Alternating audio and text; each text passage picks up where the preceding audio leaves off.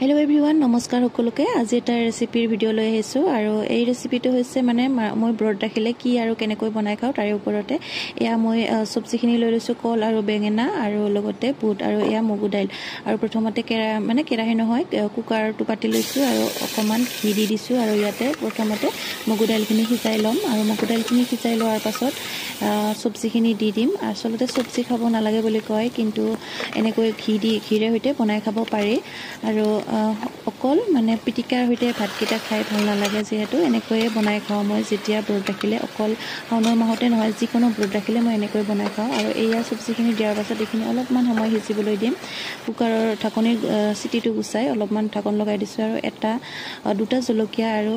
অলপমান আদা দি আৰু সোৱাদ অনুযায়ী নিমখ দিছো আৰু এইখিনি অলপমান সময় গন্ধ যোৱালৈ ভাজি ইয়াতে পানী দি এটা হুইসেল লগাই দিম আৰু এটা হুইসেল লগোৱাৰ পাছতে এয়া সব ইমান ধুনীয়াকৈ সিজি গৈছে